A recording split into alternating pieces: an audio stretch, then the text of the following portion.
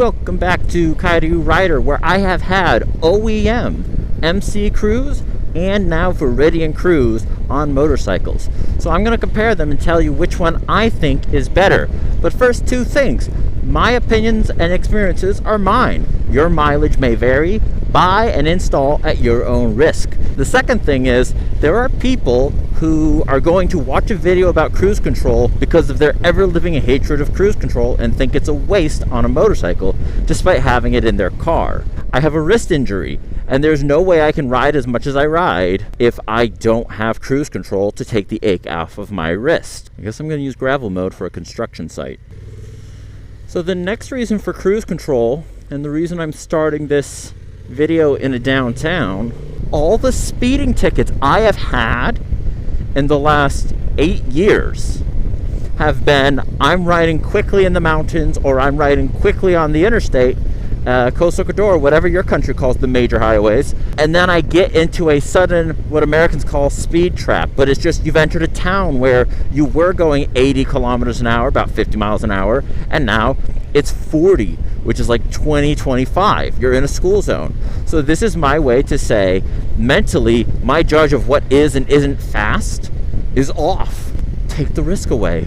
Don't you hate when you get stuck behind that car that's like going 50, 70, 70, 50, 50?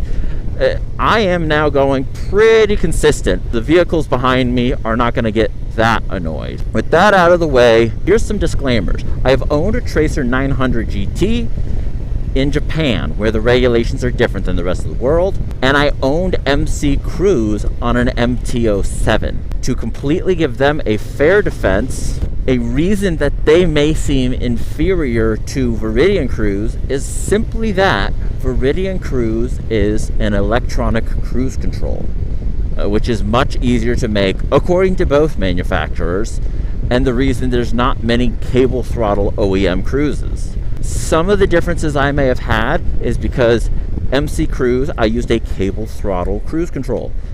Now I am using an electric throttle cruise control, and all the OEMs that I have ridden have had electronic throttle. Let's get into the pros and cons. Price. Technically, OEM, you're not getting free cruise control. You've paid for it somewhere in the price, but it is so cheap for the maker that, for example, I got my Tracer for the same price as this bike, and it came with a quick shifter, came with heated grips, came with cruise control, came with adjustable suspension, and this did not have any of that. So you have to pay extra for extras. When I looked the other day, is less than half the price for Veridian Cruise than MCCRUISE. Next, let's talk about warranties. OEM wins again because it came with the bike installed by the manufacturer, and if the manufacturer has put it on, it's under the bike's warranty, so they kind of have to be obligated to take care of you. If you've installed it yourself, not only is it not warranted by the manufacturer, but it's also possibly voiding your warranty. That's an advantage to Veridian Cruise, only because you can uninstall both. But it's really easy to uninstall Veridian Cruise, or at least make it look like it's not on the bike. A warranty aspect for the part itself, because yes, you don't have Honda's warranty on this cruise control, but Veridian Cruise has a warranty for it, MCCRUISE has a warranty for it. I had some issues with both Veridian and MCCRUISE. We'll start with MCCRUISE. The issues I had, the customer support from MCCRUISE was amazing until I had the issues when the email responses kind of disappeared. Maybe they missed my email, I don't know. But it got to the point where I just stopped using the Cruise, and then I had to uninstall it for safety. So we'll get back to that part later. But as far as warranty on this Veridian Cruise, I had an issue that turns out I did not see the note that said, warning, you need to do a firmware update on the Cruise because of the new triple switch. And so I contacted Jackson, got in touch right away. I had a stunningly old form of computer, and so he did a video chat over Zoom and pretty much installed it for me on his own time. So 5-star customer service. He also talked me through why was my check engine light on. He said just start and stop the bike a couple times, it'll go away, and as you can see, no check engine light. Now let's talk about the switch quality. OEM does not necessarily win this one because each OEM does it their own way. Now that switch you see on BMW seems to be very popular among European makers. I don't like it. It feels so flimsy that I just thought I was gonna break it. Like if I hit a bump while I was pressing the cruise button, I just imagined snapping it off. It was a bit not to my liking. But then Honda, I'm partially happy to have no OEM cruise on this bike. I love the resume switch, just no throttle, and I can go through the gears. Honda puts it on this side, which I think is wrong, because you have to reach the switch while holding the throttle. It's not hard to reach the switch. It is hard to hold your speed and reach the switch. I've ridden a Goldwing, I've ridden an Africa Twin. I disliked it every time. It's nice to have, but Honda, it's on the wrong side. I know you have 8 million buttons over here, but it's on the wrong side. And then with my Tracer, people called it a flimsy switch. I liked it. I liked how simple it was. It was right there. It was just click, click, click. It was just effortless. And this will become effortless. It'll be muscle memory. But let's go to MCCRUISE next, because I thought that had the worst switch. There are 4 buttons. I got the slim switch. You do have the option of putting it up here or down here. I got the slim switch that fits right here. Plus, it's backlit. The negatives are it's unlabeled, so you have to remember which is which, and I don't remember right now. It was not as intuitive as one might like. One switch that is just the is it on or off. It's a pressable button, but it's nothing. It's nice to know that it's got that active light. This doesn't, but I know my cruise is on because I turned my cruise on, so I don't need a light telling me. On this, I had the toggle. I liked the toggle. It was a good solid switch. You could feel the metallicness of it in your hand, so it didn't feel like it was going to snap off. Now that I've had the triple switch for a few hundred kilometers, I like it. It's as nice as my Tracer's OEM, maybe nicer. The switches are very tactile, very good, very quality. The slight raise of the cancel switch makes it very easy to press, like on an OEM. The fact that he's gotten this far at this price, Jackson did tell me, they just started early last year, so it's like nearly or not even a 2-year-old company. And I guess a quick price thing, in Japan, Veridian Cruise would be a cheaper option than the OEM from KTM, which comes as an extra. Next, let's talk accuracy. Accuracy of the cruise, when you say, I want this speed, as you just saw, my cruise is set, I didn't adjust it. It kind of goes up and down a bit here, but let's start with OEM. My experience with OEM is it doesn't fluctuate more than 1 kilometer up or down, less than a mile. If you hit a hill, you might lose 1 extra, so you drop 2 and it catches right back up. And then again, some OEMs you can't shift with. OEM has the accuracy ahead of the other 2 switches in my experience. Some OEMs have adaptive cruise, which makes it even more accurate. You don't have to reset it, turn it on and off just because you caught a car in front of you. OEM has always been more accurate. +1 is +1, and it doesn't overshoot. As far as MCCRUISE, sometimes I had to press plus like 5 times to get it to plus, and it would only go up by 2 or 3 kilometers an hour. Sometimes I had to press minus 1,000,000 times, because apparently with the one I had, minus was not minus. Minus was, if you remember older cars where it would just turn off the acceleration, so it's kind of like letting the engine slow you down if it does, but if you're on a downhill, nothing happens. So it's just another set. So set turns it off while you collect a new speed. It would also fluctuate by at least 2 kilometers, sometimes 3. It was hard to get it to set. Now with that, Veridian Cruise is comparable. Plus, it will shoot a little past what you set and come back down. Set will hold what you set, but the plus and minus can be a little finicky, a little slow to act. I paid for the cruise, then I had to pay again for the slim switch that came out right after I got back from the States, and I paid shipping to Japan. So it's all my own money. The accuracy, once it's set, you see it is fluctuating a bit, but it's keeping me somewhere between 57 and 60, which is somewhere in the 35-40 range. Veridian Cruise will let you set at any speed. It's a bit jerky at this speed, but it's settable. MCCRUISE has an arbitrary limit to over 35-ish and under 180. You can see what Yamaha did to me, and then I know other makers, they'll limit it to a certain gear and a certain speed and a certain max speed. There's none of that with Veridian, so there's no limits. That's nice. Installation, OEM wins again because it either came with the bike or the manufacturer put it on when you ordered it with the bike. KTM, you actually get it with every bike, they just have to turn it on. MCCRUISE, it's not fair to compare the cable servo to not needing one on electronic, but I looked at the manuals for Veridian Cruise on this Transalp 750, and I looked at the manual for the MCCRUISE on the Transalp 750.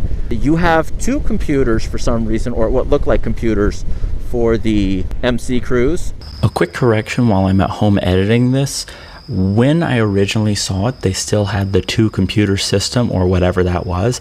Now it is much more similar to Veridian Cruise, though the location of the installation is still slightly different. But sorry about that mistake, and back to what I was saying. Remove wires from your ECU and plug back in, and then there's some adapters that go with the brakes, that go with the clutch.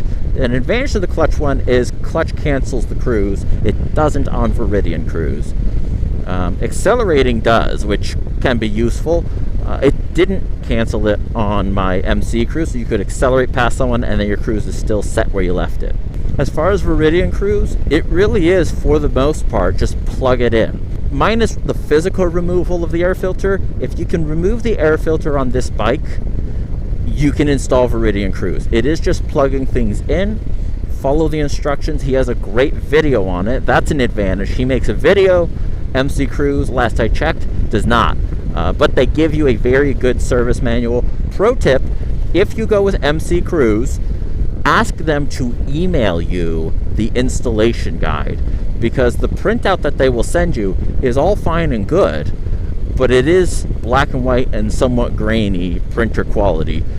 They will email you a color high definition setup for their manual, so you can just go through that. But installation of Veridian Cruise, there's only one wire you splice together, but it doesn't do anything to the existing wire. If you unclip the splice and just wrap a quick layer of electrical tape, it's like it was never there. Now let's just talk about negatives by my experience. OEM's biggest negative is really only two things. One is only some bikes, so you've got to go for the bike that actually has it.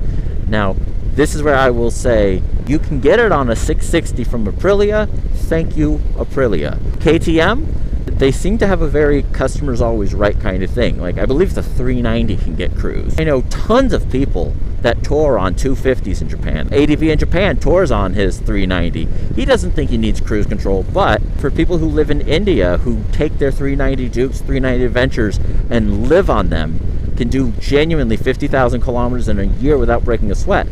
I'm sure cruise control is a lifesaver. Props to KTM for not telling me I have to buy a big heavy bike that would be bad for my kind of riding in order to get cruise control. Next is the Switch itself. I already told you I don't like KTM, BMW, Aprilia Switch.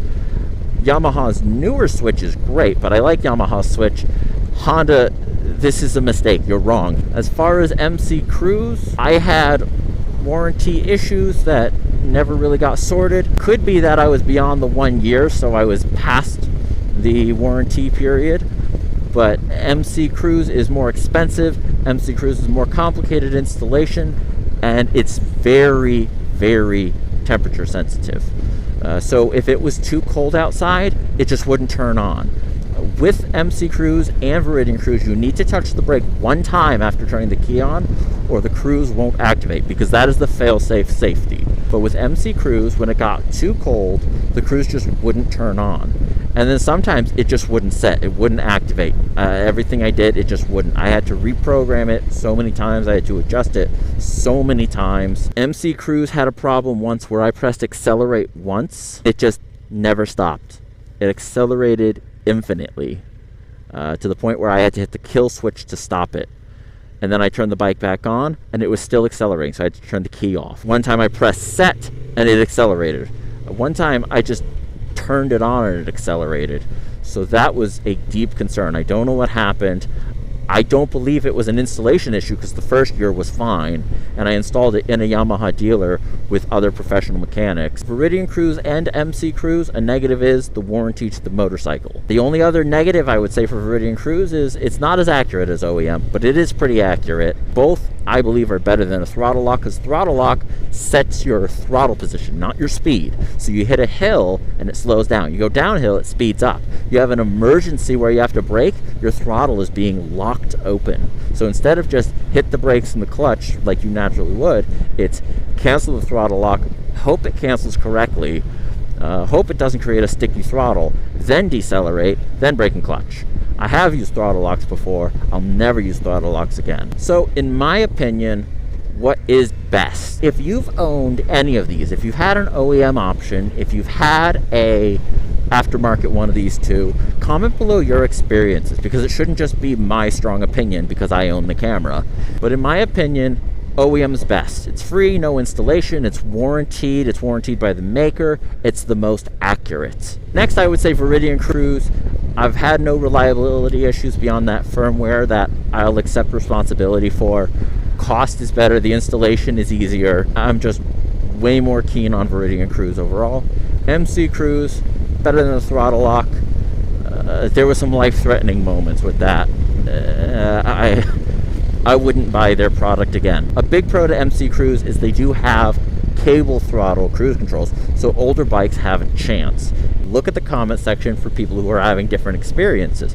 Most people who get MCCRUISE seem to be very happy with it. My issues seem to be not common, or at least not commonly discussed. One issue that keeps popping up in my videos, rumor is the 2025 Transalp will come with OEM cruise control. I personally will never buy another bike ever again that does not have cruise control, at least as an option. Like, this bike was checking too many boxes for me to say I won't get it just because of cruise control. When I knew I could add it, I think I need to take a break. Would I buy the new Transalp that comes with cruise? Well, no, because I already have cruise, and knowing Honda, they'll put it in the wrong spot. The amount of money I would lose just wouldn't justify it. But if you're in the market for a Transalp, I would wait till you find out, is there cruise control on the 2025? That's my strong opinions. So till next time, this has been Kairyu Rider.